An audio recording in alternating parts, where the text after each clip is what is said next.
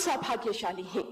देश सेवा का व्रत लिए भारत के यशस्वी प्रधानमंत्री कर्मयोगी श्रद्धेय श्री नरेंद्र मोदी जी वर्चुअली हमारे बीच उपस्थित हैं। हम आपका अभिनंदन करते हैं। आप जन गण के मन की नई आशा हैं। नामुमकिन अब मुमकिन है। आपका हिमाचल वासियों की ओर से हृदय से अभिनंदन। सादर निवेदन है हिमाचल प्रदेश विधानसभा अध्यक्ष माननीय श्री विपिन सिंह परमार जी से विधिवत स्वागत के लिए।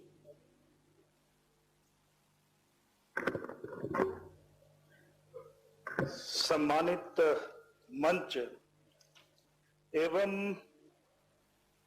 इस सम्मेलन के शुभारंभ पर देश के यशस्वी प्रधानमंत्री जी जो जननायक के रूप में राष्ट्र की ऐसी भावना देश के करोड़ों करोड़ों लोगों के मनों में पैदा हो, कार्य साधक विलक्षण प्रतिभा के धनी श्रद्धेय श्री नरेंद्र मोदी जी, जिनका वर्चुअली हमें मार्गदर्शन प्राप्त हो रहा है, इस काउंसिल चैम्बर के माध्यम से हिमाचल प्रदेश विधानसभा के माध्यम से मैं आपका दिल की गहराइयों से अभिनंदन सत्कार करता हूं। 100 वर्ष पहले इसी शिमला में प्रथम नॉमिनेटेड फ्रेडरिक वाइट, जो हाउस ऑफ कॉमन से लोकतंत्र के एक विशेषज्ञ थे, पीठासीन अधिकारियों के सम्मेलन को उन्होंने संबोधित किया था। शताब्दी वर्ष के आयोजन करवाने का यह मौका श्री ओम बिड़ला जी ने हमें शिमला विधानसभा हिमाचल प्रदेश को दिया।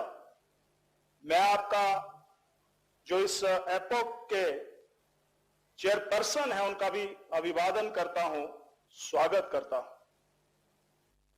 हम सभी इस क्षण के गवाह बन गए कि 100 साल पहले जब ये पीठासीन अधिकारियों का सम्मेलन हुआ, तो आज 100 वर्ष के बाद ये मौका इतिहास में जब लिखा जाएगा तो 1921, 2021 हमेशा इतिहास के पन्नों में लिखा जाएगा। मैं आदरणीय श्री ओम बिड़ला जी का अभिवादन सत्कार करता हूं। आदरणीय ओम बिड़ला जी जो हमारे शक्ति के पुंज है, प्रेरणा स्रोत है, मार्गदर्शक हैं, आपका अभिवादन। आदरणीय श्री जयराम ठाकुर जी, आपका अभिवादन। आपके सहयोग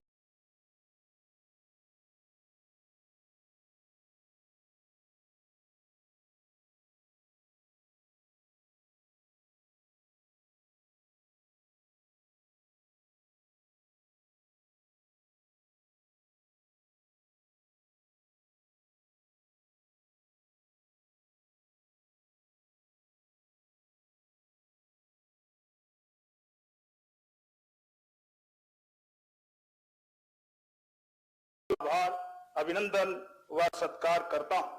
हमें यह 7वीं बार इस प्रकार के कार्यक्रम के आयोजन का सौभाग्य प्राप्त हुआ है और मैं ये कहना चाहता हूं कि 1921 में फ्रेडरिक वाइट इसके नॉमिनेटेड अध्यक्ष बने थे और 1925 में विठल भाई पटेल जी इलेक्टेड स्वराज पार्टी से चुने गए थे, जिन्होंने अंग्रेजी हुकूमत के प्रतिनिधि को हराया था।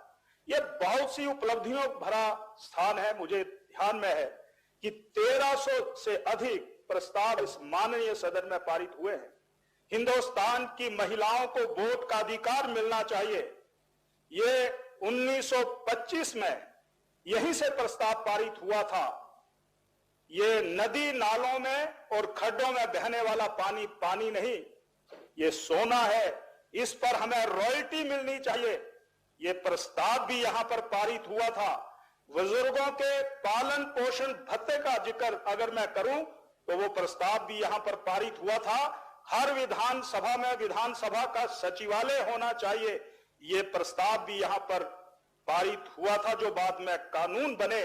मैं समय की परिधि को ध्यान में रखते हुए इतना ही कहना चाहता हूं, ये विधानसभा श्रेष्ठ विधानसभाओं में गिनी जाती है।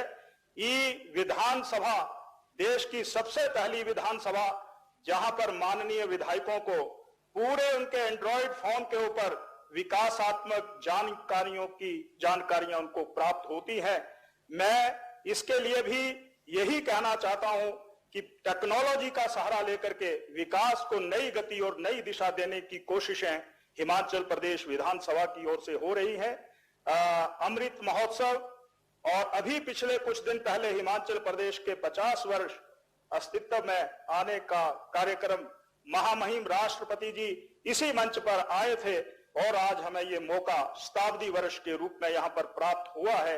ये 3 प्रकार की जो मैं कह सकता हूं कि हिमाचल प्रदेश के विकास में शिखर की ओर ले जाने के लिए जो प्रयास हुए हैं, मैं इस विधानसभा के उन तमाम अध्यक्षों का भी अभिवादन धन्यवाद और हिमाचल प्रदेश के उन निवर्तमान मुख्यमंत्रियों का भी अभिवादन करना चाहता हूं जिन्होंने अपने हाथों से एक एक ईंट हिमाचल प्रदेश के विकास के लिए लगाई है और उसमें आदरणीय मुख्यमंत्री श्री जयराम ठाकुर जी का भी आभार प्रकट करना चाहता हूं। इतना ही कहना चाहता हूं, आप सभी यहां पर आए, आपका अभिवादन। श्रद्धेय प्रधानमंत्री जी हमारे साथ जुड़े हैं, आपका हमें मार्गदर्शन प्राप्त होगा, आपका भी मैं आभार प्रकट करना चाहता हूं। जय हिंद, जय हिमाचल। आभार माननीय अध्यक्ष महोदय। आज से लगभग 2500 वर्ष पूर्व गण और संघ जैसे शब्द प्रयोग में रहे हैं। हमारे देश की माटी में लोकतंत्र की प्राचीन जड़ें मजबूत हो रही हैं। प्रदेश विधानसभा अपने गौरवमय इतिहास और परंपराओं के लिए विश्वविख्यात है। हिमाचल प्रदेश विधानसभा में नेता प्रतिपक्ष आदरणीय श्री मुकेश अग्निहोत्री जी से सादर निवेदन है संबोधन के लिए। भारत के प्रधानमंत्री श्री नरेंद्र मोदी जी, जो कि हिमाचल प्रदेश के साथ भी बहुत नजदीकी से जुड़े रहे हैं और हिमाचल को भली भांति जानते हैं, आज के इस पावन मौके पे विशेष तौर पे यहाँ पे पहुंचे लोकसभा के अध्यक्ष माननीय श्री ओम बिरला जी, माननीय उपसभापति श्री हरवंश जी, माननीय मुख्यमंत्री श्री जयराम ठाकुर जी, विधानसभा के अध्यक्ष विपिन सिंह परमार जी एवं उपाध्यक्ष हंसराज जी और इस सभागार में उपस्थित समस्त विधानसभा से आए हमारे पीठासीन अधिकारीगण, माननीय प्रधानमंत्री जी, आज बहुत ही गौरवपूर्ण क्षण है। हिंदुस्तान के कई महत्वपूर्ण व ऐतिहासिक घटनाओं के साक्षी काउंसिल चैम्बर और इसके संसदीय इतिहास के 100 वर्ष पूरे हुए हैं। इस विधानसभा के इस सभागार के 100 साल पूरे हुए हैं और इस मौके पर हम सब एकत्रित हुए हैं। आपका आशीर्वाद हमें मिल रहा है। हिंदुस्तान में लोकतंत्र को सशक्त करने व संवैधानिक संस्थाओं को मजबूत करने के लिए यहीं से 100 वर्ष पूर्व सन 1921 में पीठासीन अधिकारियों का प्रथम सम्मेलन यहाँ पे हुआ था। लोकतंत्र की बुनियाद यहाँ पे रखी गई थी। हिंदुस्तानी लोकतंत्र का अलख यहाँ से जगाया गया था और यही स्थल भारतीय लोकतंत्र की संसदीय प्रणाली का सूत्रधार है। इसलिए आज का दिन हम सब के लिए लोकतंत्र के किसी पर्व से कम नहीं है और इस मौके पे आप हमारे बीच में विराजमान हैं। अतिथि देवो भव हमारी संस्कृति है और हम प्रधानमंत्री श्री नरेंद्र मोदी जी सहित इस सभागार में सभी का अभिनंदन और स्वागत करते हैं। विधानमंडल के पहले चयनित अध्यक्ष भी इसी यहीं पे कुर्सी पे विराजमान हुए थे, माननीय श्री विठल भाई पटेल जी, जहां पे श्री ओम बिरला जी आज सुशोभित हैं और उन्होंने अंग्रेजी हुक्मरानों को हराकर यहां पे पहले पीठासीन अधिकारी का आसन ग्रहण किया था। इस सदन में भारत को आजाद करने का प्रस्ताव भी पारित किया गया और महिलाओं के मताधिकार जैसे कई महत्वपूर्ण प्रस्ताव इस सदन में पारित होते रहे। हमें फक्र है कि पंडित मोतीलाल नेहरू, मदन मोहन मालवीय और लाला लाजपत राय जी, जिनकी की आज पुण्यतिथि है, इस सदन को सुशोभित कर चुके हैं। अंग्रेजों के समय में शिमला ग्रीष्मकालीन राजधानी रहा और यहां पर केंद्रीय असेंबली का संचालन होता रहा। उसके बाद पंजाब विधानसभा यहां से चलती रही, हिमाचल प्रदेश सचिवालय भी कुछ समय के लिए यहां से चला, ऑल इंडिया रेडियो जैसे प्रतिष्ठित संस्थान यहां से चलाए गए और माननीय प्रधानमंत्री जी आज से 50 साल पहले श्रीमती इंदिरा गांधी जी ने 25 जनवरी 1971 को हमें पूर्ण राज्य का दर्जा दिया था और आज उसके 50 साल की जयंती भी हम यहाँ पे मना रहे हैं। हमारे हिमाचल प्रदेश का इतिहास 50 साल पुराना हो गया है और पूरा साल हम इस समारोह को सब मिलके मिला रहे हैं, दलगत राजनीति से ऊपर उठ के मना रहे हैं। इसमें कोई दो राय नहीं कि आज यहाँ पे पीठासीन अधिकारियों का कार्यक्रम हो रहा है। पीठासीन अधिकारी राजनीतिक दलों से आते हैं, लेकिन ये भारतीय लोकतंत्र की विशेषता है कि पीठासीन अधिकारियों की कोई पार्टी नहीं होती। इस संसदीय मर्यादा और उच्चतम परंपरा को हमें सुरक्षित रखने की आवश्यकता है। सदन के भीतर लोकतंत्र के सारे दारोमदार पीठासीन अधिकारियों के विवेक पर निर्भर करते हैं। लोकतंत्र परंपराओं और मान्यताओं से चलता है और इसलिए आज इनके समक्ष पेश आ रही तमाम चुनौतियों और चिंताओं पर गौर करने की जरूरत है।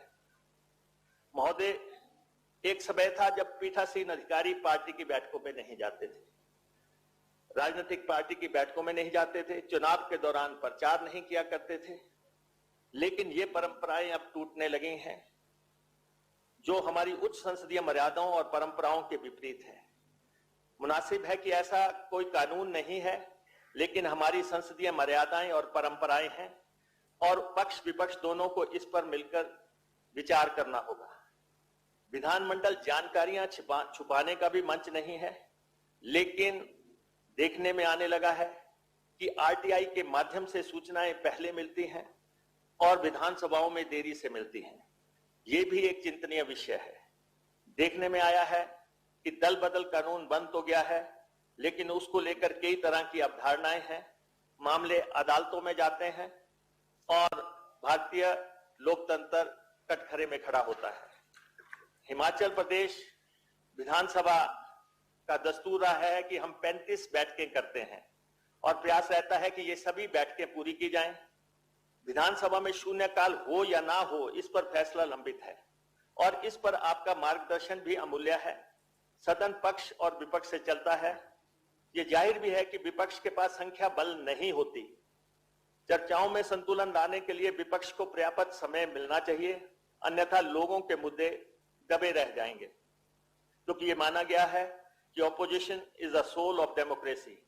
विपक्ष लोकतंत्र की आत्मा है और पंडित जवाहरलाल नेहरू आधुनिक भारत के जो शिल्पकार थे, मैं आज इस सदन में उनके द्वारा कहे गए वक्तव्य को दोहराता हूं।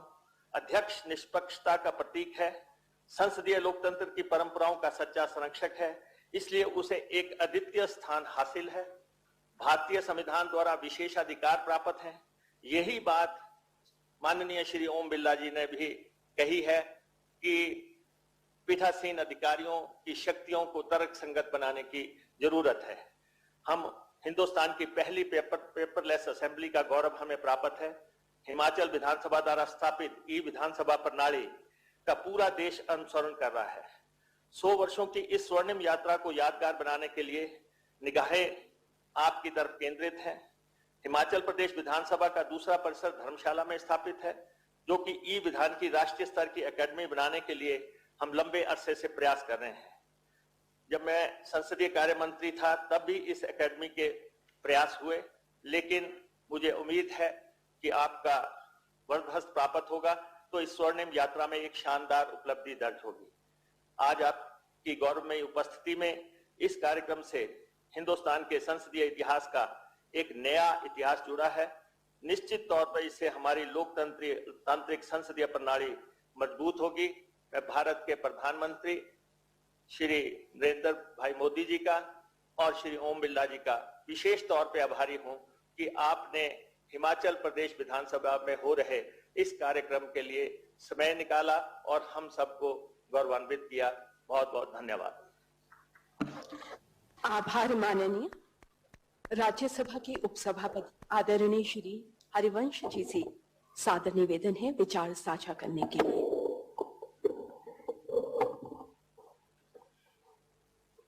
आदरणीय प्रधानमंत्री माननीय श्री नरेंद्र मोदी जी, माननीय लोकसभा अध्यक्ष श्री ओम बिरला जी, माननीय मुख्यमंत्री हिमाचल प्रदेश श्री जयराम ठाकुर जी, माननीय स्पीकर हिमाचल प्रदेश विधानसभा श्री विपिन परमार जी, माननीय deputy speaker Himachal Pradesh Vidhan Sabha Shri Hansraj ji, all India presiding officers conference के 100 वर्ष पूरे होने के अवसर पर आयोजित इस 82वीं कॉन्फ्रेंस में देश भर से आए माननीय पीठासीन अधिकारीगण, हिमाचल प्रदेश विधानसभा के माननीय मंत्री एवं सदस्यगण, लोकसभा के महासचिव, राज्यसभा के महासचिव, हिमाचल प्रदेश विधानसभा के सेक्रेटरीगण, भाइयों और बहनों, आदरणीय प्रधानमंत्री जी इस अवसर पर उपस्थित हैं। उनका हार्दिक स्वागत, आभार और धन्यवाद। मेरी बधाई हिमाचल राज्य की स्थापना के 50 गौरवमय साल पूरे होने पर यहाँ की सरकार, विधानसभा और लोगों को उनकी उल्लेखनीय प्रगति और विकास के लिए। माननीय लोकसभा स्पीकर को धन्यवाद कि उन्होंने इस 100 वर्ष के महत्वपूर्ण अवसर पर 2 प्रासंगिक विषयों को चर्चा के लिए चुना है। पहला, journey of a century, evaluation and the way forward, और दूसरा, responsibility of presiding officers towards the constitution, the house and the people. यह पल ऐतिहासिक है। 100 वर्ष पहले के अतीत इतिहास पर नजर डालने का क्षण, साथ ही आने वाले 100 वर्षों के भविष्य को संवारने की जिम्मेदारी। अतिरिक्त अवसर यह है कि आजादी का अमृत महोत्सव का यह दौर भी है। यह 21वीं शताब्दी, हमारे माननीय स्पीकरगण, टेक्नोलॉजी प्रधान दुनिया है। आने वाला समय आर्टिफिशियल इंटेलिजेंस का है। डाटा हमारी नियति तय करेंगे। वर्चुअल करेंसीज और financial technology, forms, climate change, clean energy जैसे इशूज इंसान और धरती का भविष्य प्रभावित कर रहे हैं। कोविड के प्रकोप से हम गुजर ही रहे हैं। ऐसे अनेक इशूज हैं जो कि ग्लोबल दुनिया में भारत, इंसान और चुनौती पेश कर रहे हैं। 21 में क्या हमारी संसदीय या विधायी प्रणाली, तैयारी और कानून इनके अनुरूप हैं? बदलते समय के साथ क्या इनमें इंस्टीट्यूशनल चेंजेस हमने करने की, यह दौर इसमें क्या है, यह मैं आपको इस दौर के सबसे बड़े फ्यूचरिस्ट के रूप में जिस व्यक्ति का नाम रे कुर्जवेल, उनका एक छोटा कोट बताना चाहता हूं। With in a few decades machine intelligence will surpass human intelligence, leading to the singularity technological change so rapid and profound it represents a rupture in the fabric of human society. Artificial intelligence के experts कह रहे हैं कि 2021 से 30 के इस दौर में आर्टिफिशियल इंटेलिजेंस पूरी तरह मानव सभ्यता, व्यवस्था सबको बदल देगा। मेरे मन के अंदर यह जिज्ञासा उठती है कि क्या हमारी विधायिका, सरकार, प्रशासन, पूरी व्यवस्था के लिए यह जो बदलते समय का अवसर है, हम नए ढंग से इन परिस्थितियों के अनुरूप अपने को ढाल रहे हैं। इन परिस्थितियों में हमें डायनेमिक लेजिस्लेचर की भी जरूरत है। इसलिए हमें डायनेमिक लेजिस्लेचर की जरूरत है जो अपनी संस्थाओं इसके अनुरूप बना सके। ब्रिटेन में parliamentary office of science and technology का महत्वपूर्ण काम हो रहा है। मुद्दों पर तथ्य इकट्ठा करना और हाउस ऑफ कॉमन्स और हाउस ऑफ लॉर्ड्स को संसाधन देकर उनका परीक्षण, अध्ययन और उनको आगे क्रियान्वित करने की ओर ले जाने का प्रयास। इसी तरह फ्यूचर्स कमेटी का काम उन इश्यूज को विकसित करना है जो आने वाले समय में देश को प्रभावित करने वाले हैं। अब हमें भी ऐसा विलंब करनी चाहिए। आवश्यक कानून बनाने में विलंब की भारी कीमत देश और समाज चुकाता है। मैंने पहले कभी उल्लेख किया है कि अगर समय से हमने कानून नहीं बनाए, समय के साथ तालमेल नहीं रखा, तो सोशियो इकोनॉमिक कॉस्ट बड़े पैमाने पर हमें चुकाना पड़ता है। केवड़िया में मैंने इसका उल्लेख किया था। साथ ही मैं बहुत संक्षेप में उल्लेख करना चाहूंगा कुछ जो रिडंडेंट लॉज हैं, अनावश्यक कानून है, उनको रिपील करने का। आदरणीय प्रधानमंत्री जी ने इंडिपेंडेंस डे के अवसर पर एक कानून का उल्लेख किया। कम से कम मेरे लिए बड़ी जानकारी थी वो, जो मैं कोशिश करता हूं कि थोड़ा पुराने कानूनों को जानूं। वो कानून 200 वर्षों से देश में लागू था, 1857 से पहले से मैप से संबंधित। माननीय प्रधानमंत्री जी के निर्देश पे रामानुजम कमेटी बनी, जिसने केंद्र में अनावश्यक कानूनों की पहचान की। 2014 से 19 के बीच लगभग 1479, लगभग 1500 लॉज को रिपील किया गया, पर राज्यों में यह पहल अभी तेजी से होनी बाकी है। काफी कोशिश के बाद निजी पहल मैंने की। 9 राज्यों से हमें सूचनाएं मिली। कर्नाटक ने 2003 से 2020 के बीच 1300 पुराने कानूनों को निरस्त किया है। इसी तरह उत्तर प्रदेश ने पिछले 400 सालों में 500 अनावश्यक कानूनों को निरस्त किया है। आंध्र, तमिलनाडु और बंगाल ने भी इस दिशा में कदम उठाए हैं, पर बाकी राज्यों में भी ऐसा होना बाकी। इसी तरह एक और मैं उदाहरण के तौर पे कहूं, जैसे पूरे चावल से एक चावल देखते हैं, ऐसे अनेक कानूनों के बीच से महज एक का मैं उदाहरण दे रहा हूं, ताकि मैं यह आपसे निवेदन कर सकूं कि सारे चीजों को नए संदर्भ में हमें देखने की जरूरत है। इसी तरह जब हम सांसद बनकर आए तो सदन के फ्लोर पर दिए जाने वाले आश्वासनों का मामला हमने स्टैंडिंग कमेटी की मीटिंग में कल उल्लेख भी किया था शाम में, और पता चला, कई माननीय स्पीकर्स ने बताया कि 25-30 वर्ष से अनेक इंश्योरेंसेज पड़े हुए हैं। इसी तरह राज्यसभा में 842 इंश्योरेंसेज है, 10 वर्ष से पुराने। लोकसभा में भी ये इंश्योरेंसेज की हालत है। ये काफी वर्ष पुराने हैं। इनकी हकीकत क्या हम जानते हैं कि इनका ना बजट में प्रावधान है, न योजना में महज आश्वासन है। कमेटियों को बैठक होती है, कितना श्रम लगता है, कितने पैसे लगते हैं, देश का कितना उसमें श्रम और पूंजी जाती है, पर इस पर कुछ होना नहीं, हम सब जानते हैं। पर क्यों ऐसी चीजों को हम कैरी करते हैं? यह ऐतिहासिक अवसर है। 100 वर्ष जब हो रहे हैं तो हमारे कंधों पर दायित्व है कि हम आने वाले 100 वर्षों के लिए वो उन्हें के लिए कानून बनाए, जिसकी चर्चा अभी हुई कि 100 वर्षों में हमने क्या उल्लेखनीय कानून देश और समाज के लिए बनाए हैं। सनसेट कॉलेज, इसका भी मैंने उल्लेख किया था। पुराने पड़ गए कानूनों को हटाने के साथ साथ ही नए कानूनों के बारे में भी उनकी सीमा और अवधि को देखना चाहिए। अनेक देशों में जो एक्ट्स पास होने उनमें एक सनसेट क्लॉज डाल दिया जाता है, जिससे कुछ अवधि के बाद वो एक्ट्स अपने आप समाप्त हो जाते हैं। विशेषज्ञ कहते हैं कि कानून तो फिजिकल एज के हमारे बने हैं, क्या हमारा लीगल सिस्टम या व्यवस्था इस डिजिटल और वर्चुअल एज में बदलाव के साथ गति रख पा रहा है? यह हमें देखना चाहिए। हमारे रूल्स ऑफ प्रोसीजर के बारे में इसका भी उल्लेख किया था हमने पहले। डिजिटल एरा की व्यवस्था फिजिकल एरा के कानूनों को एफिशिएंटली नहीं चला सकती। रूल्स ऑफ प्रोसीजर और कंडक्ट ऑफ बिजनेस राज्यसभा 1964 में ड्राफ्ट हुआ। इसी तरह rules of procedure and conduct of business Lok Sabha 1952 में। इसके बाद दशकों के अंतराल में पीसमिल चेंजेज होते रहे। क्या आधुनिक समय के साथ तालमेल रखने के लिए इन रूल्स और प्रोसीजर को हम आधुनिक बनाएं? इस पर हमें गौर करना चाहिए। इसी तरह मैं बहुत विस्तार से बताता, इसी स्पीकर्स कॉन्फ्रेंस में 1926 से लेकर 68 तक और बाद के दिनों में डिसरप्शन और इंडिसिप्लिन पर क्या चर्चा हुई है, पर अभी तक हमको इसका रास्ता निकाल नहीं सके। मैं तय समय में महज यही आपसे निवेदन करना चाहता हूं कि हमने कुछ उदाहरण दिए। केवड़िया में भी हमने इसके पहले इनका उल्लेख किया था। All India presiding officers conference Dehradun, Lucknow में भी इन बातों का हमने जिक्र किया।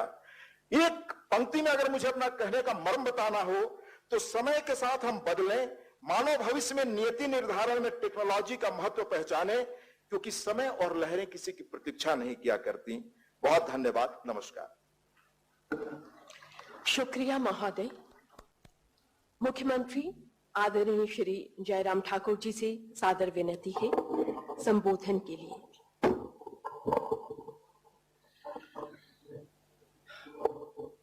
आज इस बहुत ही गौरवमय पल, इस अवसर पर जहां हम बात सुन रहे हैं, अखिल भारतीय पीठासीन अधिकारी सम्मेलन में आज जहां एकत्रित हैं, हमारे साथ वर्चुअल माध्यम से जुड़े देश के हमारे यशस्वी प्रधानमंत्री आदरणीय नरेंद्र भाई मोदी जी, लोकसभा के माननीय अध्यक्ष एवं अध्यक्ष भारतीय पीठासीन अधिकारी सम्मेलन श्री ओम बिरला जी, माननीय उप सभापति आदरणीय श्री हरिवंश जी, हिमाचल प्रदेश विधानसभा के श्री विपिन सिंह परमार जी, हिमाचल प्रदेश विधानसभा में विपक्ष के नेता श्री मुकेश अग्निहोत्री जी, हिमाचल प्रदेश विधानसभा के माननीय उपाध्यक्ष श्री हंसराज जी, सभी माननीय मंत्रीगण, विधायकगण, यहाँ विधान परिषदों के पीठासीन अधिकारीगण तथा पीठासीन उप पीठासीन अधिकारीगण, उपस्थित मीडिया के बंधु, भाई और बहनों, यह स्वाभाविक रूप से हमारे लिए, हिमाचल प्रदेश के लिए एक गौरवमय पल है और मैं देवभूमि हिमाचल प्रदेश की ओर से आदरणीय प्रधानमंत्री जी का वर्चुअल माध्यम से हम सबके साथ जुड़ करके हम सबका मार्गदर्शन करने के लिए जहां आभार व्यक्त करता हूं, वहीं मैं लोकसभा के सम्मानीय अध्यक्ष श्री ओम बिरला जी का भी आभार व्यक्त करता हूं कि आपने ये अवसर हिमाचल प्रदेश को दिया और हिमाचल प्रदेश में जो 82वें अखिल भारतीय पीठासीन अधिकारी का ये सम्मेलन का आयोजन किया। मैं हिमाचल प्रदेश की समस्त जनता की ओर से आपका हृदय से आभार व्यक्त करता हूं। आज के इस ऐतिहासिक अवसर पर मुझे यह कहते हुए गर्व हो रहा है कि संसद, विधानसभा और विधान परिषद हमारे देश की प्रजातांत्रिक व्यवस्था के केंद्र बिंदु हैं। इस माननीय सदन, इन माननीय सदनों के सदस्य लोगों की आशाओं और अपेक्षाओं को ध्यान में रखते हुए विभिन्न विषयों पर गहन विचार विमर्श का देश व प्रदेश के विकास और लोगों के कल्याण के लिए अधिनियम, नियम और नीतियों का निर्माण करते हैं। हमारे प्रदेश की विधानसभा का भी गौरवशाली इतिहास रहा है। राज्य के विधिकारी निकाय के तौर पर विधानसभा जनता के हृदय में महत्वपूर्ण स्थान रखती है। हिमाचल प्रदेश का यह सदन अपनी उच्च परंपराओं के निर्वहन और सकारात्मक विचार विमर्श के लिए जाना जाता है। प्रदेश विधानसभा के पहले अध्यक्ष श्री जयवंत राम जी से लेकर आज श्री विपिन सिंह परमार जी तक विभिन्न महानुभावों ने इस माननीय सदन की अध्यक्षता की और गरिमापूर्ण ढंग से सदन की कार्यवाही का संचालन व मार्गदर्शन किया है। इस अवसर पर मैं हिमाचल निर्माता और हिमाचल के प्रथम मुख्यमंत्री डॉक्टर यशवंत सिंह परमार जी, उनके पश्चात पूर्व में मुख्यमंत्री रहे श्री रामलाल ठाकुर जी, स्वर्गीय श्री वीरभद्र सिंह जी, श्री शांता कुमार जी, श्री प्रेम कुमार धूमल जी के द्वारा प्रदेश को प्रदान किए गए नेतृत्व और योगदान को भी स्मरण करता हूं। हिमाचल प्रदेश भारत का पहला राज्य है जिसमें कागज रहित कार्य आरंभ किया गया है, जिसे ई विधान के रूप में जाना जाता है। पूर्व राष्ट्रपति स्वर्गीय डॉक्टर एपीजे अब्दुल कलाम जी, स्वर्गीय श्री प्रणब मुखर्जी जी तथा प्रदेश के पूर्ण राजत्व के स्वर्ण जयंती वर्ष के अवसर पर हाल ही में भारत के माननीय राष्ट्रपति श्री रामनाथ कोविंद जी ने भी इस माननीय सदन को संबोधित कर इसका गौरव बढ़ाया है। इसी सदन ने लोकहित में अनेक अधिनियम, नियम और नीतियों का निर्माण किया, जिनके कारण प्रदेश का चहुमुखी विकास और लोगों का कल्याण सुनिश्चित हुआ है। हमारे प्रदेश ने वर्ष 1948 में अपने गठन से लेकर अब तक अपनी विकास यात्रा में कई आयाम स्थापित किए हैं। हिमाचल प्रदेश के गठन के समय प्रदेश की आर्थिक स्थिति बहुत कमजोर थी, आय के पर्याप्त साधन नहीं थे तथा विभिन्न साधनों का भी अभाव था। प्रदेश की कठिन भौगोलिक परिस्थितियां विकास के लिए बहुत बड़ी चुनौती थी, लेकिन मुझे आज प्रसन्नता है, आज हिमाचल प्रदेश छोटा राज्य होने के बावजूद भी अपनी विकास की गति को तेजी से आगे बढ़ाते हुए हम एक नहीं अनेक मामलों में बहुत बड़े राज्यों से भी बेहतर प्रदर्शन करने की कोशिश कर रहे हैं। प्रदेश के गठन के समय प्रदेश की प्रति व्यक्ति आय 240 रुपए थी, जो वर्ष 2020-21 में बढ़ करके 1,95,000 से अधिक हो गई। स्वाभाविक रूप से हिमाचल प्रदेश ने कठिन और विपरीत परिस्थितियों के बावजूद भी अपनी विकास यात्रा को गति देने में सफलता हासिल की है। और यहाँ आज के इस कार्यक्रम में मैं बहुत लंबी बात नहीं कहूंगा, क्योंकि मुझसे पहले सभी साथियों ने अपनी बात कही है। मैं इस ऐतिहासिक अवसर पर माननीय प्रधानमंत्री श्री नरेंद्र मोदी जी का बहुमूल्य समय देने व आशीर्वाद प्रदान करने के लिए आभार व्यक्त करता हूं। मैं अखिल भारतीय पीठासीन अधिकारी सम्मेलन के शताब्दी वर्ष समारोह को हिमाचल प्रदेश में आयोजित करने का अवसर प्रदान करने तथा इसकी अध्यक्षता करने के लिए माननीय अध्यक्ष लोकसभा श्री ओम बिरला जी का भी आभार व्यक्त करता हूं। मैं राज्यसभा के माननीय उपसभापति आदरणीय श्री हरिवंश जी, सभी राज्यों के विधान सभाओं, विधान परिषदों के पीठासीन अधिकारीगण तथा उप पीठासीन अधिकारीगण का भी इस सम्मेलन में शामिल होने के लिए आभार व्यक्त करता हूं। मैं विधानसभा के सम्मानीय अध्यक्ष श्री विपिन सिंह परमार जी का भी आभार व्यक्त करता हूं, बधाई देता हूं उनको भी। और ये संयोग है कि इस वर्ष जहां हम आज ये पीठासीन अधिकारियों की 100 वर्ष का ये शताब्दी समारोह यहाँ पर आयोजित कर रहे हैं, और यहाँ हिमाचल प्रदेश में हम इस वक्त अपने स्टेटहुड के, अपने पूर्ण राज्यत्व के 50 वर्ष पूरे करके हम आगे बढ़ रहे हैं। हमने इस वर्ष 50 वर्ष के इस स्टेटहुड के संदर्भ में बहुत सारे कार्यक्रम हिमाचल प्रदेश में निर्धारित किए थे, लेकिन कोविड की स्थिति के कारण कुछ कार्यक्रमों में हमको परिवर्तन करना पड़ा है। लेकिन फिर भी उसके बावजूद बहुत सारे कार्यक्रम हम आने वाले समय में हम अभी तक करने वाले हैं। कोविड के संदर्भ में मुझे सिर्फ इतना ही कहना है कि हिमाचल प्रदेश ने अपनी प्रथम डोज जो है वो पूरे देश भर में सबसे पहले पूर्ण की।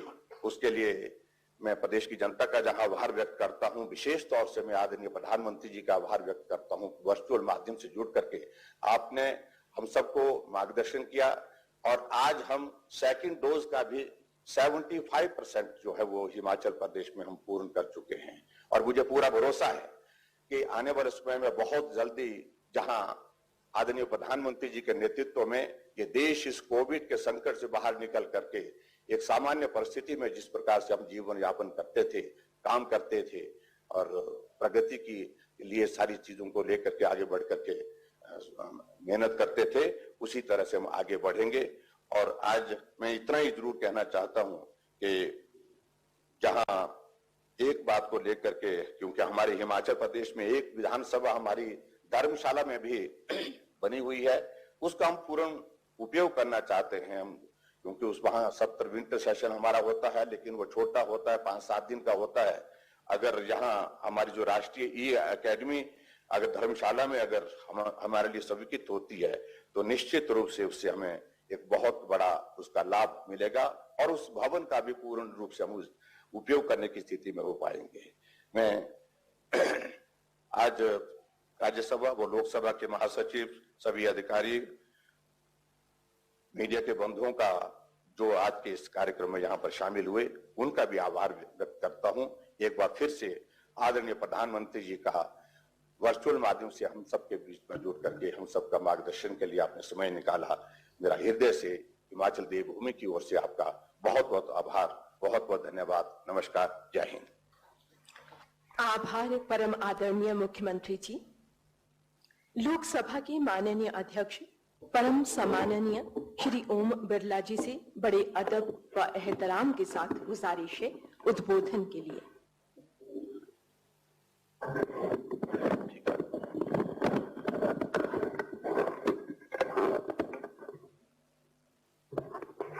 देश भर से आए सभी पीठासीन अधिकारियों का देवभूमि और प्राकृतिक सौंदर्यता का प्रदेश हिमाचल की इस ऐतिहासिक नगरी शिमला में मैं हार्दिक स्वागत करता हूं, अभिनंदन करता हूं। शिमला हमारे देश के अंदर कई ऐतिहासिक क्षणों का साक्षी रहा है, और आज हम इस शताब्दी समारोह के माध्यम से इस दिन को अविस्मरणीय बनाने जा रहे हैं। मैं इस सम्मेलन में संसदीय कार्यों का लंबा अनुभव रखने वाले माननीय प्रधानमंत्री नरेंद्र मोदी जी का अभिनंदन करता हूं, जो आज हमसे जुड़े हैं, जो उनका मार्गदर्शन हमें मिलेगा और उनका मार्गदर्शन हमें निरंतर प्रोत्साहित करता है। देश के विधायी निकायों के पीठासीन अधिकारियों का सम्मेलन का आरंभ आज से 100 वर्ष पहले यही हुआ था। इस सम्मेलन के माध्यम से देश के लोकतंत्र को अधिक सशक्त, मजबूत बनाने के लिए कई निर्णय और में बड़ी भूमिका इस जगह की रही है। सम्मेलन की इस लंबी यात्रा में हमें माननीय विठल भाई पटेल, माननीय गणेश मावलंकर जी समेत पूर्व अध्यक्षों का भी मार्गदर्शन मिला है। उनके नेतृत्व में विधानमंडलों को समाज की बदलती जरूरतों के अनुरूप अधिक संवेदनशील और सक्रिय बनाने में सहायता मिली है। आज विधानमंडलों के समस्त ज्वलंत विषयों पर चर्चा और संवाद के माध्यम से देश के सामने सर्वमान्य समाधान प्रस्तुत करने का एक प्रमुख दायित्व है, जिससे लोकतांत्रिक परंपराएं और समृद्ध हो और विकसित हो। इस सम्मेलन में निरंतर चर्चा होती रही कि भारत के तीनों अंगों में किस प्रकार हम अपनी अपनी भूमिका में आदर्श संतुलन बनाए रखें और किस प्रकार विधायी निकायों को अधिक समर्थ और अधिक सक्षम बनाया जाए। हमारा ध्यान इस बात पर भी है कि विधानमंडलों में होने वाली चर्चा अधिक अनुशासित हो, सारगर्भित हो, गरिमा में हो और संसदीय विशेषाधिकारों में स्पष्टता लाए। बदलते परिप्रेक्ष्य में संसदीय समिति के कार्यक्रम को भी अधिक प्रभावी बनाया जाना और सूचना प्रौद्योगिकी का अधिक उपयोग हो, ताकि जनप्रतिनिधि अपने संसदीय दायित्वों का सम्यक निर्वहन कर सके। विधानमंडलों की बैठकों की घटती बैठकों की संख्या तथा कानून निर्माण के चर्चा में कमी हमारे लिए चिंता का विषय है और इसलिए आजादी के अमृत महोत्सव में हम संकल्प करें कि फिर से विधानमंडलों की नियम प्रक्रिया की समीक्षा करने की आवश्यकता है, ताकि सभी विधायी संस्थाओं को नियम प्रक्रियाओं में एक रूपता हो, जिसमें सदन की गरिमा और प्रतिष्ठा और बढ़े, लोकतंत्र को सशक्त, जवाबदेही तथा पारदर्शी बनाते हुए सदनों में माध्यम से ज्यादा जनता को हम बेहतर परिणाम दे पाएं। इसलिए सभी दलों से चर्चा करने की आवश्यकता है। मुझे आशा है सभी दल इसमें सकारात्मक सहयोग देंगे। विधायकों के पीठासीन अधिकारी के रूप में हमारा विशेष दायित्व है कि हम एक समर्थ, सक्षम और एक सशक्त विधायिकी के निर्माण का सामूहिक संकल्प लें, जो 21वीं सदी की जरूरतों के अनुरूप के साथ साथ नई चुनौतियों का भी सामना कर सके और हम इन विधायी संस्थाओं को सशक्त, मजबूत, जनता के प्रति जवाबदेह बना सके। ये सम्मेलन, इसकी चर्चा के लिए हम यहाँ पर आए। निश्चित रूप से 2 दिन के सम्मेलन में एक निश्चित परिणाम निकलेगा और देश की जनता की अपेक्षा और आकांक्षाओं के अनुसार ये संस्थाएं काम करेगी। आप सभी को बहुत बहुत धन्यवाद। जय हिंद। आभार माननीय अध्यक्ष महोदय। हमारी उम्मीदों का भारत बनाने वाले आत्मनिर्भर भारत के शिल्पकार, हमारे स्नेहिल अभिभावक, सुशासन व विकास के प्रेरणापुंज, भारत के यशस्वी प्रधानमंत्री परम श्रद्धेय श्री नरेंद्र मोदी जी अब वर्चुअल माध्यम से अपने आशीर्वचनों से हमारा मार्गदर्शन करेंगे, हमें प्रेरणा देंगे।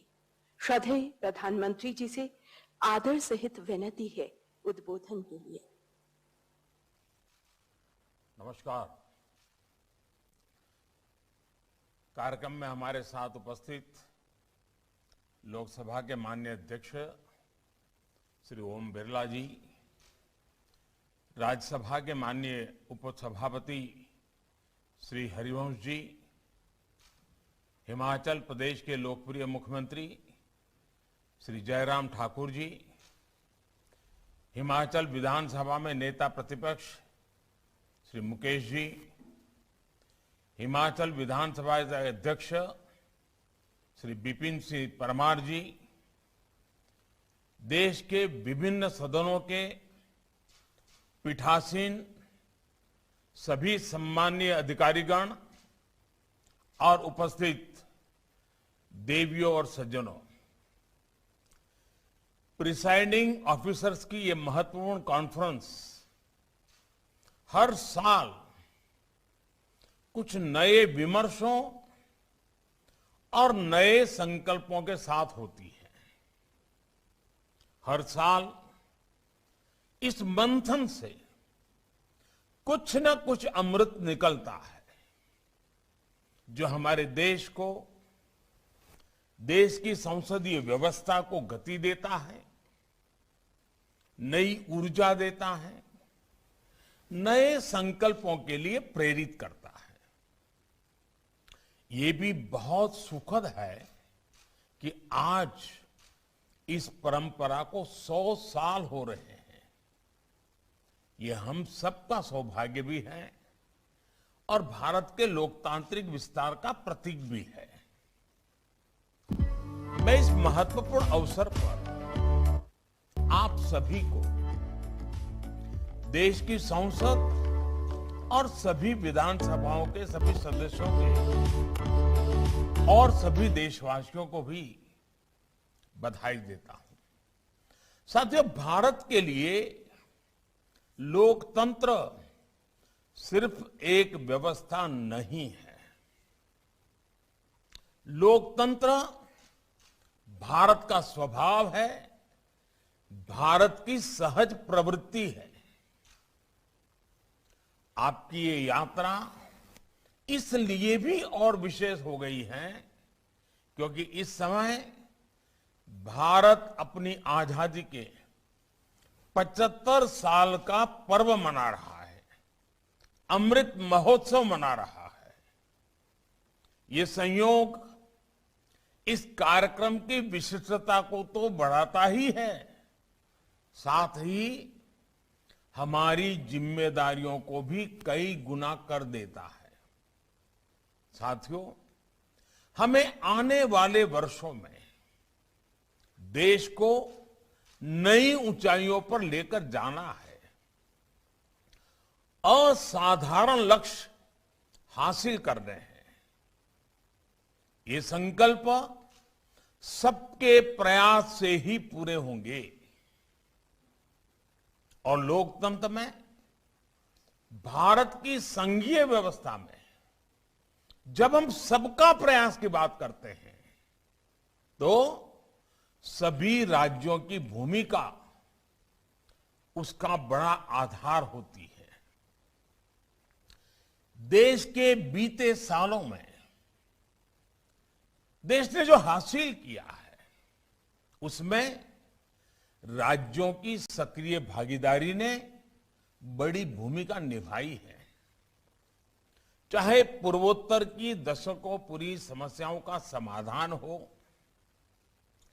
दशकों से अटकी लटकी विकास की तमाम बड़ी परियोजनाओं को पूरा करना हो, ऐसे कितने ही काम हैं जो देश ने बीते सालों में किए हैं, सबके प्रयास से किए हैं। अभी सबसे बड़ा उदाहरण हमारे सामने कोरोना का ही है। इतनी बड़ी लड़ाई देश ने सब राज्यों को साथ लेकर जिस एकजुटता से लड़ी, वो अपने आप में ऐतिहासिक है। आज भारत 110 करोड़ वैक्सीन डोज, ऐसा बड़ा आंकड़ा पार कर चुका है। जो कभी असंभव लगता था, वो आज संभव हो रहा है। इसलिए हमारे सामने भविष्य के जो सपने हैं, जो अमृत संकल्प हैं, वो भी पूरे होंगे।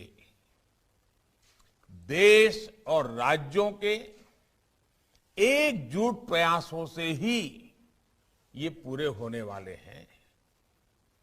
ये समय अपनी सफलताओं को आगे बढ़ाने का है, जो रह गया है उसे पूरा करने का है, और साथ ही एक नई सोच, नए विजन के साथ हमें भविष्य के लिए नए नियम और नीतियां भी बनानी है। हमारे सदन की परंपराओं और व्यवस्थाएं स्वभाव से भारतीय हो। हमारी नीतियां, हमारे कानून भारतीयता के भाव को, एक भारत श्रेष्ठ भारत के संकल्प को मजबूत करने वाले हो। और सबसे महत्वपूर्ण, सदन में हमारा खुद का भी आचार व्यवहार भारतीय मूल्यों के हिसाब से हो। ये हम सबकी जिम्मेदारी है। इस दिशा में हमें अभी भी बहुत कुछ करने के अवसर है। साथियों, हमारा देश विविधताओं से भरा है। अपनी हजारों वर्ष की विकास यात्रा में हम इस बात को अंगीकृत कर चुके हैं कि विविधता के बीच भी एकता की भव्य, एकता की दिव्य अखंड धारा बहती है। एकता की यही अखंड धारा हमारी विविधता को संजोती है, उसका संरक्षण भी करती है। आज के बदलते हुए इस समय में हमारे सदनों की विशेष जिम्मेदारी है कि देश की एकता और देश की अखंडता के संबंध में अगर एक भी भिन्न स्वर उठता है तो उससे सतर्क रहना है। विविधता को विरासत के रूप में गौरव मिलता रहे। हम अपनी विविधता का उत्सव मनाते रहें। हमारे सदनों से ये संदेश भी निरंतर जाते रहना चाहिए। साथियों, अक्सर राजनेताओं के बारे में, जनप्रतिनिधियों के बारे में कुछ लोग ये छवि बना लेते हैं कि ये नेता है तो 24 घंटे राजनीतिक उठापटक में ही जुटे होंगे, किसी जोड़ तोड़ खींचतान में जुटे होंगे।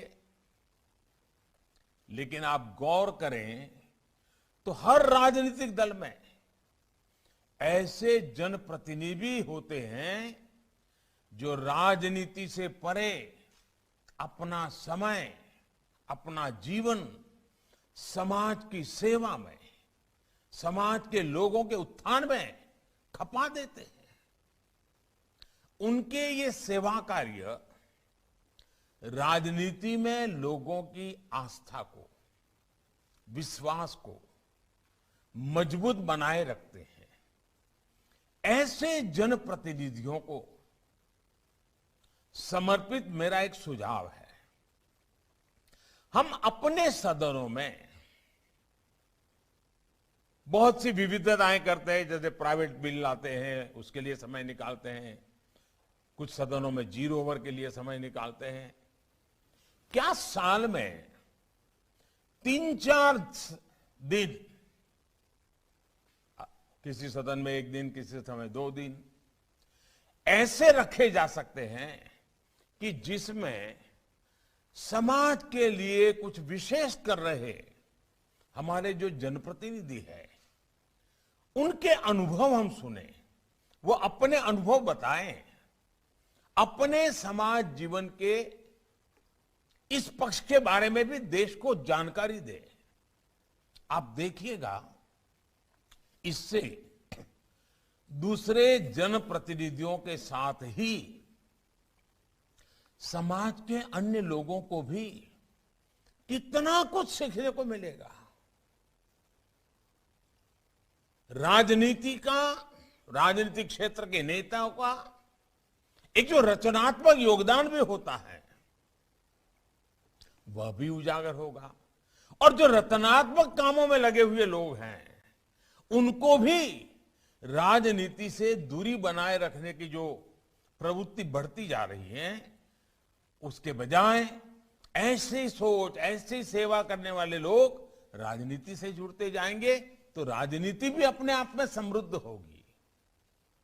और मैं मानता हूं कि एक छोटी सी कमेटी बना दी जाए जो ऐसे अनुभवों के संबंध में स्क्रीनिंग कर लें, वेरीफाई कर लें, और फिर कमेटी तय करे कि भाई इतने लोगों का कथन होना चाहिए। तो आप देखिए क्वालिटेटिवली बहुत चेंज आएगा। और मैं जानता हूं कि पीठाधीश जो हैं वे इन बातों को बहुत अच्छी तरह जानते हैं कि कैसे अच्छी से अच्छी चीजें खोज करके ले आना।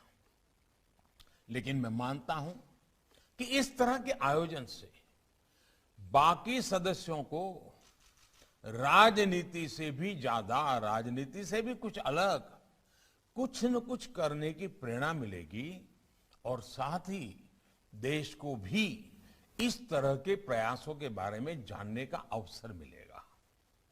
साथियों, हम क्वालिटी डिबेट को बढ़ावा देने के लिए कुछ भी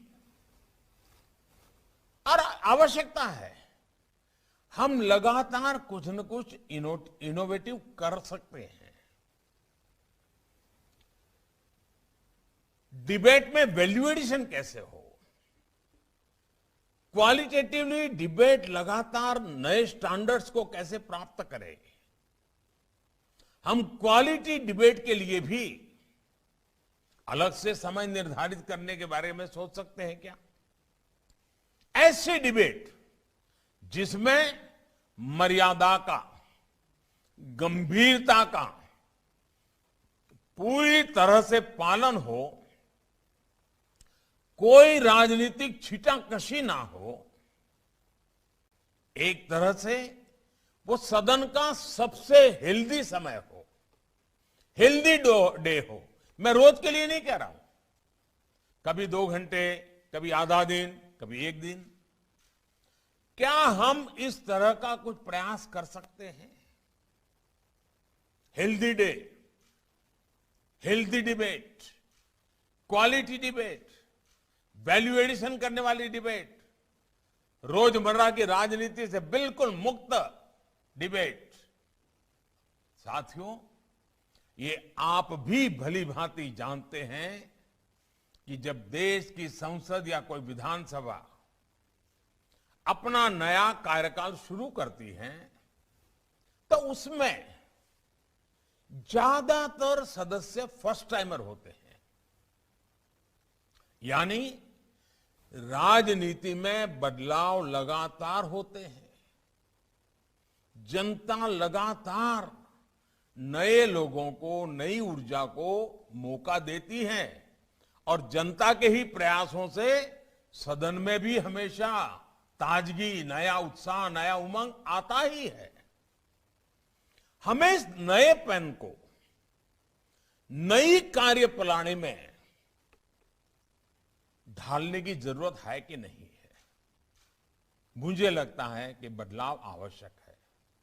इसके लिए ये जरूरी है कि नए सदस्यों को सदन से जुड़ी व्यवस्थित ट्रेनिंग दी जाए, सदन की गरिमा और मर्यादा के बारे में उन्हें बताया जाए। हमें अक्रॉस द पार्टी सतत संवाद बनाने पर बल देना होगा। राजनीति के नए मापदंड भी बनाने ही होंगे। इसमें आप सभी प्रिसाइडिंग ऑफिसर्स की भूमिका भी बहुत अहम है। साथियों, हमारे सामने एक बहुत बड़ी प्राथमिकता सदन की प्रोडक्टिविटी को बढ़ाने की भी है। इसके लिए जितना जरूरी सदन का डिसिप्लिन है, उतना ही आवश्यक तय नियमों के प्रति कमिटमेंट भी है। हमारे कानूनों में व्यापकता तभी आएगी जब उनका जनता के हितों में सीधा जुड़ाव होगा और इसके लिए सदन में सार्थक चर्चा परिचर्चा बहुत जरूरी है। खास तौर पर सदन में युवा सदस्यों को, आकांक्षी क्षेत्रों से आने वाले जनप्रतिनिधियों को, महिलाओं को ज्यादा से ज्यादा मौका मिलना चाहिए। हमारी समितियों को भी इसी तरह ज्यादा व्यवहारिक और प्रासंगिक बनाए जाने पर विचार होना चाहिए। इससे हमारे लिए न केवल देश की समस्याएं और उनके समाधान जानना आसान होगा, बल्कि नए आइडियाज भी सदन तक पहुंचेंगे। साथियों, आप सभी इस बात से परिचित हैं कि बीते सालों में देश ने one nation one ration card, one nation one mobility card जैसी कई व्यवस्थाओं को लागू किया है। क्या इसी तरह की सुविधाओं से हमारी जनता भी कनेक्ट हो रही है और पूरे देश में भी एक साथ हमने एक नया अनुभव आ रहा है, मानो देश उत्तर से दक्षिण, पूरब से पश्चिम, कोने कोने में कनेक्ट हो रहा है। मैं चाहूंगा कि हमारी सभी विधानसभाएं और राज्य अमृत काल में इस अभियान को एक नई ऊंचाई तक लेकर जाएं। मेरा एक विचार, one nation one legislative platform, क्या यह संभव है? एक ऐसा डिजिटल प्लेटफॉर्म, एक ऐसा पोर्टल जो न केवल हमारी संसदीय व्यवस्था को जरूरी टेक्नोलॉजिकल बूस्ट दे, बल्कि देश की सभी लोकतांत्रिक इकाइयों को जोड़ने का भी काम करें। हमारे हाउसेस के लिए सारे रिसोर्सेज इस पोर्टल पर उपलब्ध हो। सेंट्रल और स्टेट लेजिस्लेचर पेपरलेस मोड में काम करें। लोकसभा के माननीय अध्यक्ष और राज्यसभा के उपसभापति महोदय के नेतृत्व में आप प्रिसाइडिंग ऑफिसर्स इस व्यवस्था को आगे बढ़ा सकते हैं। हमारे संसद और सभी विधानमंडलों की लाइब्रेरीज को भी डिजिटाइज करने और ऑनलाइन अवेलेबल कराने के लिए चल रहे कार्यों में भी तेजी लानी होगी। साथियों, आजादी के इस अमृत काल में हम तेजी से आजादी के 100 साल की तरफ बढ़ रहे हैं। आपकी 75 वर्षों की यात्रा इस बात की साक्षी है कि समय कितनी तेजी से बदलता है। अगले 25 वर्ष भारत के लिए बहुत महत्वपूर्ण है। 25 साल के बाद हम आजादी के 100 साल मनाने वाले हैं और इसलिए यह अमृत काल 25 साल का बहुत महत्वपूर्ण है। क्या इसमें हम एक मंत्र पूरी मजबूती के साथ, पूरे समर्पण के साथ, पूरी जिम्मेदारी के साथ एक मंत्र को चरितार्थ कर सकते हैं क्या? मेरी दृष्टि से वो मंत्र है कर्तव्य, कर्तव्य, कर्तव्य, कर्तव्य ही कर्तव्य। सदन में भी कर्तव्य की बात, सदन से संदेश भी कर्तव्य का ही हो। सदस्यों की वाणी में भी कर्तव्य की महक हो, उनके वर्तन में भी कर्तव्य की परिपाटी हो, परंपरा हो। सदियों की जीवन शैली, आचार विचार में भी कर्तव्य प्राथमिक हो, सदस्यों के मंथन में, वाद विवाद में, संवाद में, समाधान में, हर बात में कर्तव्य सर्वोपरि हो, हर तरफ सिर्फ कर्तव्य की बात हो, कर्तव्य का बोध हो। अगले 25 साल की हमारी कार्यशैली के हर पहलू में कर्तव्य को ही सर्वोच्च प्राथमिकता दी जाए। हमारा संविधान भी हमें यही कहता है। जब सदनों से यह संदेश जाएगा, जब सदनों में यह संदेश बार बार दोहराया जाएगा, तो इसका प्रभाव पूरे देश पर पड़ेगा, देश के प्रत्येक नागरिक पर पड़ेगा। देश बीते 75 वर्षों में जिस गति से आगे बढ़ा है, उससे कई गुना गति से देश को आगे बढ़ाने का मंत्र है कर्तव्य। 130 करोड़ देशवासियों का कर्तव्य, एक महान संकल्पों की पूर्ति के लिए कर्तव्य। मुझे पूरा विश्वास है कि आज जब संसदीय व्यवस्था की 100 वर्ष की इस नई पहल के लिए आप सबको मेरी तरफ से बहुत शुभकामनाएं हैं। आपकी इस समिट बहुत ही सफल हो। 2047 में देश को कहां ले जाना है, सदन उस पर क्या भूमिका अदा करेंगे, इसकी स्पष्ट रूपरेखा के साथ आप यहां से चलेंगे, देश को बहुत बड़ी ताकत मिलेगी। मैं फिर एक बार आप सबको बहुत बहुत बधाई देता हूं। बहुत बहुत धन्यवाद। निष्काम भाव से कर्तव्य पथ पर निरंतर अविरल गतिमान परम श्रद्धेय प्रधानमंत्री जी, देश के विकास की तलब जन जन में जगाने के लिए लोक भागीदारी, जन भागीदारी की लौ हर मन में जगाने के लिए शुक्रगुजार हैं हम। इस मुबारक मौके पर अमूल्य मार्गदर्शन के लिए श्रद्धेय प्रधानमंत्री जी, हृदय तल से कोटि कोटि आभार।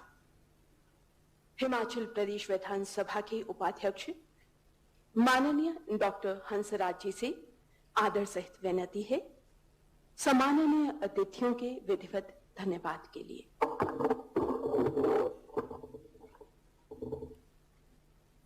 मैं देश के यशस्वी प्रधानमंत्री आदरणीय श्री नरेंद्र मोदी जी का, अखिल भारतीय पीठासीन अधिकारियों के चेयरमैन एवं लोकसभा के सम्माननीय अध्यक्ष श्री ओम बिरला जी का, हिमाचल प्रदेश के लोकप्रिय मुख्यमंत्री ठाकुर जयराम जी का, राज्यसभा के माननीय उप सभापति श्री हरवंश जी का, हिमाचल प्रदेश विधानसभा के माननीय अध्यक्ष श्री विपिन सिंह परमार जी का, नेता प्रतिपक्ष श्री मुकेश अग्निहोत्री जी का, विधान परिषदों विधानसभा सभाओं के पीठासीन अधिकारी, उप पीठासीन अधिकारी, मंत्री परिषद के सभी सदस्यगण, माननीय विधायकगण, विधानसभा के सभी पूर्व अध्यक्ष जो आज यहाँ इस कार्यक्रम में मौजूद हैं, तथा मीडिया के सभी साथीगण, मैं सबका बहुत बहुत आभार व्यक्त करता हूँ। मैं प्रदेशवासियों की तरफ से तथा सदन में मौजूद सभी प्रतिनिधियों की तरफ से माननीय प्रधानमंत्री जी का इस सम्मेलन को वर्चुअल माध्यम से संबोधित करने के लिए आभार व्यक्त करता हूं। महोदय, आपने अपने संबोधन में हम सभी का मार्ग प्रशस्त किया है। मैं आपका कोटि कोटि धन्यवाद करता हूं। मैं तहे दिल से धन्यवाद करता हूं आज के कार्यक्रम के अतिथि एवं मुख्य अतिथि अखिल भारतीय पीठासीन अधिकारियों के चेयरमैन श्री ओम बिरला जी का। उनके कुशल नेतृत्व में इस कार्यक्रम का खूबसूरती के साथ आगाज हुआ है। आज हम अखिल भारतीय पीठासीन अधिकारियों के सम्मेलन का शताब्दी वर्ष मना रहे हैं तथा 22वें अखिल भारतीय पीठासीन अधिकारियों के सम्मेलन का ये प्रथम दिन है। मैं इस सम्मेलन के शताब्दी वर्ष समारोह को शिमला में आयोजित करने तथा उस सम्मेलन में व्यक्तिगत रूप से उपस्थित रहने के लिए आप सभी का बहुत बहुत धन्यवाद करता हूं। आपने अपने संबोधन के माध्यम से जहां संसदीय प्रणाली पर प्रकाश डाला है, वहीं लोकतंत्र की मजबूती और ज्यादा प्रयास करने की इच्छा जाहिर की है। कर्तव्य शब्द का प्रयोग माननीय प्रधानमंत्री जी ने बेहतरीन तरीके से किया है। मैं माननीय प्रधानमंत्री जी का विशेष रूप से आभार व्यक्त करता हूं। मैं माननीय मुख्यमंत्री ठाकुर जयराम जी का, राज्यसभा के उपसभापति श्री हरवंश जी का, हिमाचल प्रदेश के विधानसभा के सम्माननीय अध्यक्ष विपिन परमार जी का, नेता प्रतिपक्ष जिन्होंने अपने उद्गार यहाँ विधानसभा में व्यक्त किए हैं, मैं इन सबका भी विशेष रूप से धन्यवाद करता हूं। मैं विधानसभा सभाओं के सभी माननीय पीठासीन अधिकारियों, विधान परिषदों के पीठासीन उप अध्यक्षों, आप सभी का भी तहे दिल से धन्यवाद करता हूं, जो आप समय पर जो है वो इस माननीय सदन में मौजूद हुए। मैं मंत्रिमंडल के सभी सदस्यगण, राज्यसभा तथा लोकसभा के माननीय सभी सदस्यगण, मुख्य सचेतक, उप मुख्य सचेतक, माननीय विधायकगण, हिमाचल प्रदेश राज्य विधानसभा के पूर्व पीठासीन अधिकारी तथा मीडिया के साथियों के प्रति भी अपना आभार व्यक्त करता हूं कि आपने यहां उपस्थित होकर के इस ऐतिहासिक अवसर पर इस शताब्दी समारोह की शोभा को बढ़ाया है। मैं पत्रकार दीर्घा में उपस्थित मीडिया के सभी पत्रकार बंधुओं का भी आभार व्यक्त करता हूं कि आप अपना अमूल्य समय देकर इस ऐतिहासिक क्षण में शामिल हुए हैं। मुझे सचिव विधानसभा के सभी अधिकारियों, कर्मचारियों, लोक निर्माण, विद्युत, सिंचाई, स्वास्थ्य, नगर निगम, अग्निशमन, स्वास्थ्य, लोक संपर्क, दूरदर्शन, डाक तथा अन्य विभागों के अधिकारियों, कर्मचारियों का भी आभार व्यक्त करना है, जो इस समारोह को सफल बनाने के लिए अपना सहयोग दे रहे हैं। मुझे हिमाचल प्रदेश के पुलिस एवं गृह विभाग और स्थानीय प्रशासन का भी आभार व्यक्त करना है, जिन्होंने सुरक्षा समारोह से संबंधित सभी नियमों को जो है यहाँ पर लागू किया है। मैं विशेष तौर से फिर से माननीय प्रधानमंत्री जी का बहुत बहुत धन्यवाद करता हूं, जो विषय माननीय मुख्यमंत्री जी ने और नेता प्रतिपक्ष और विधानसभा के अध्यक्ष एकेडमी का धर्मशाला में रखा है। हमें पूर्ण विश्वास है कि आने वाले समय में उसको आपके मार्गदर्शन में और माननीय अध्यक्ष संसद ओम बिरला जी के माध्यम से हमें मिलेगी। इस कामना के साथ मैं फिर से आभार माननीय प्रधानमंत्री जी का, सभी पीठासीन अधिकारियों का और यहाँ मौजूद सभी लोगों का व्यक्त करता हूं। धन्यवाद। जय हिंद, जय हिमाचल।